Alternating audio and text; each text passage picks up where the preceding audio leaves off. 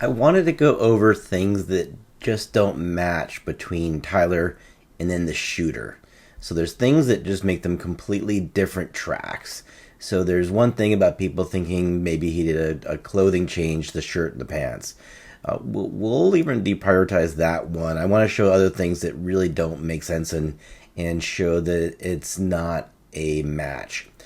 So over here on the far right is him arriving at school early in the morning at 8:40 and or 8:08. Here is the gun. We'll go through the gun and the length. So this is specifically a Mauser model 98. And then this is it disassembled. So it's a lot bigger assembled. But when you look at the stock is, and the barrel and the stock are close, the stock is a little bit bigger than the barrel by a couple of inches. So they're both very, very large. Now, this is they're claiming that he disassembled it. That'd take a very long time, and they're not often built for disassembly. But let's not even go through that. So normally he didn't have enough time when he did the shot. He was off within a fraction of a second, and didn't have time to disassemble it. But let's even say that he did. So it was disassembled. It's still 31 inches. Now, the question is, how did he get the gun there? And this is the part where it seems to be done with somebody else, and somebody far more sophisticated with a lot more other stuff going on there. So him arriving with that gun does not make sense. He doesn't have pants on. The idea of hiding it in the leg does not make sense. There's his backpack. So by doing research on the size of space inside the backpack, the very, very, very biggest amount of space you can have in the backpack is 17 inches. Now, the very, very shortest the gun is, even disassembled, is 31 inches. There's no way that gun is in there. So getting the gun there doesn't make sense. It seems like other people are assisting and other things are going on here. So here's the 8:07 in the morning when he gets here. Shorts on, no ability to carry the gun. The backpack is actually empty, which I'll show. The top whole half is empty when he gets there. This other real shooter, the backpack is full, so we'll go into that stuff too. But the gun does not fit in the backpack, and then obviously he doesn't have it in his pants on the way there because he has shorts on, and you can see it's just his socks right there.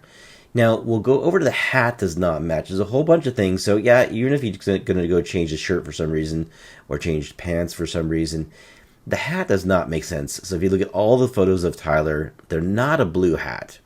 It's a brown hat.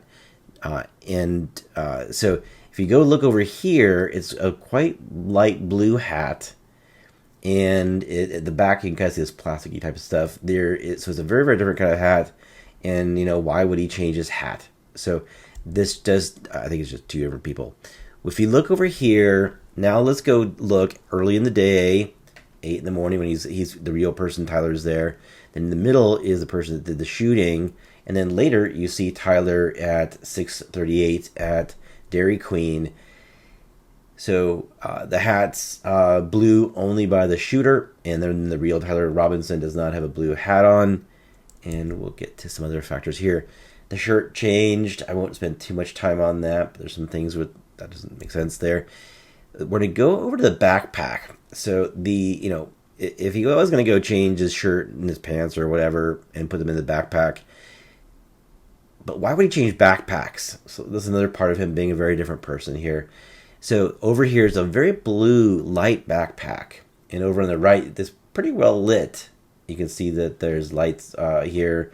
And you can see the color of the kind of baseball cap really well. So if it's blue, you can see it on the baseball cap, but they're on the right. But on but the backpack definitely is not light blue. Over on the right, it looks black, and so on the left, it's definitely not black. It's definitely light blue. And then the other thing that's very, very important is that the backpack is half empty on the top half. So if you look over there, especially that kind of picture in the center on the left, it's very much sagged in. It's not full. And the one on the right is very, very much full. Different backpack. It's full. Now, if he was going to arrive with pants in his backpack and a gun and a different shirt, how would the backpack get more full later when the pants came out and shorts went in? So there's just a lot of things that don't make sense here. Now, then over here is the gun. So let's get back to the length of the gun.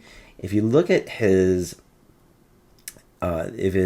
his pant leg here, even if you try to try to put a thing in there, they can't with his super tight pants that even bulges out his phone. You can see his phone bulging out. So if he can't hide his phone, he's not going to be able to hide a gun.